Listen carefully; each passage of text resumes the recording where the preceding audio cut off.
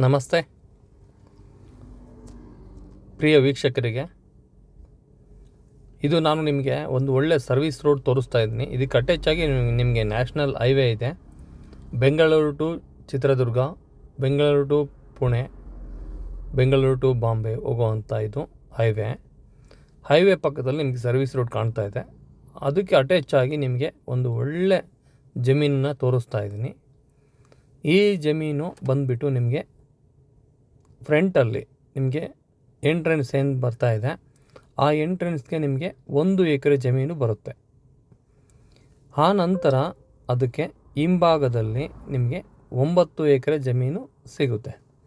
Total ಆಗಿ ನಮಗೆ 10 ಎಕರೆ ಭೂಮಿ. ಇದು ನಮಗೆ ಒಂದು ಒಳ್ಳೆ ಬೆಸ್ಟ್ ಪ್ರೈಸಲ್ಲಿ ಸಿಗುವಂಥ ಭೂಮಿ ಇದು. ಯಾಕೆ ಅಂದರೆ ಈ ಸುತ್ತಮುತ್ತಲಿನಲ್ಲಿ ತುಂಬ ಭೂಮಿ ಕಾಸ್ಟ್ ಆಗಿದೆ, ರೇಟ್ ತುಂಬ ಇದೆ. ಇಲ್ಲಿ ಬಂದುಬಿಟ್ಟು 70 ಲಕ್ಷ, 75 ಲಕ್ಷ, 80 ಲಕ್ಷ, 90, 1,40,00,000ವರೆಗೂ ಇಲ್ಲಿ ವ್ಯವಹಾರ ನಡೀತಾ ಇದೆ. ಆದರೆ ಈ ಭೂಮಿ ಈ ರೈತನಿಗೆ ತುಂಬ ಅಮೂಲ್ಯವಾಗಿದೆ. ಈಗ ಸ್ವಲ್ಪ ಅರ್ಜೆಂಟ್ ಇರೋವಂಥ ಕಾರಣದಿಂದ ನಾನು ಒಂದು ನಮ್ಮ ಭಾಷೆಯಲ್ಲಿ ಹೇಳ್ತಾ ಇದ್ದೀನಿ. ಅವರು ಸ್ವಯಂ ಒಂದು ಸಮಸ್ಯೆ ಇರೋ ಕಾರಣ ಈ ಭೂಮಿನ ಒಂದು ಒಳ್ಳೆ ನೆಬಿಷಬಲ್ ರೇಟಲ್ಲಿ ಕೊಡ್ತಾ ಇದ್ದಾರೆ.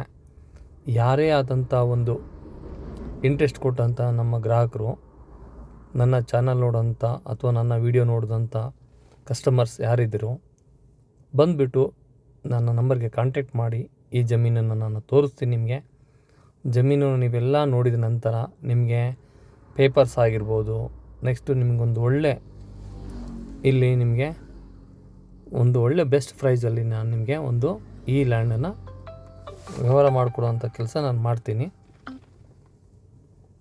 ನಂತರ ನಿಮಗೆ ಇಲ್ಲಿ ಸರ್ವಿಸ್ ರೋಡ್ ಅಟ್ಯಾಚ್ ಆಗಿದೆ. ಈ ಭೂಮಿಗೆ ಪಕ್ಕಕ್ಕೆ ಸರ್ವಿಸ್ ರೋಡ್ ಹೋಗುತ್ತೆ. ಏನು ನಕಾಶೆದಾರಿ ಅಂತೀವಿ ನೋಡಿ. ಕಡಲೆ ನೋಡಿ ಯಾವ ಥರ ಬಂದಿದೆ, ಒಳ್ಳೆ ತುಂಬ ಅಂದವಾದಂಥ ಕಡಲೆ, ಎಷ್ಟು ಇಳುವರಿ ಇರುವಂಥ ಭೂಮಿ. ಹೀಗಾಗಿ ಒಳ್ಳೆ ಫಲವತ್ತಾದಂಥ ಮಣ್ಣು.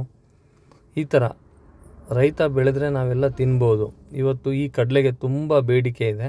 ಮಾರ್ಕೆಟಲ್ಲಿ ನಾವು ಒಂದು ಗಿಡನ ಮಿನಿಮಮ್ ಅಂದರೆ 20 ರೂಪಾಯಿ ಕೊಟ್ಟು ಖರೀದಿ ಮಾಡ್ತೀವಿ. ಈ ಹಸಿ ಕಡಲೆಕಾಯಿ ತಿನ್ನಬೇಕಂದ್ರೆ, ಹಸಿ ಕಡಲೆನ ತಿನ್ನಬೇಕಂದ್ರೆ ತುಂಬ ಜನಕ್ಕೆ ಒಂದು ಇಂಟ್ರೆಸ್ಟ್ ಬರುತ್ತೆ. ಒಳ್ಳೆ ಎನರ್ಜಿ ಆದಂಥ ಒಂದು ನಮಗೆ ಫುಡ್ಡು. ನಂತರ ನೋಡಿ, ಈ ಭೂಮಿ ಎಲ್ಲ ಸಮತಟ್ಟವಾದಂಥ ಭೂಮಿ, ಒಳ್ಳೆ ಇಳುವರಿ, ಒಳ್ಳೆ ಫಸಲಿರುವಂಥ ಭೂಮಿ ಇದು. ನಮ್ಮ ಬೇರೆ ರಾಜ್ಯಗಳಿಗೆ ಹೋಲಿಸ್ಕೊಂಡ್ರೆ ನಮ್ಮ ರಾಜ್ಯದಲ್ಲಿ ನಮ್ಮ ಏನು ಜಿಲ್ಲೆ ಇದೆ, ಚಿತ್ರದುರ್ಗದ ಜಿಲ್ಲೆ, ಈ ಜಿಲ್ಲೆಯಲ್ಲಿ ಅತಿ ಹೆಚ್ಚು ಈರುಳ್ಳಿ ಮತ್ತು ನಾವು ಕಡಲೆ ಬೆಳೆಯುವಂಥ ಪ್ರದೇಶನ ನಾವು ಈ ಭಾಗದಲ್ಲಿ ಕಾಣ್ತೀವಿ.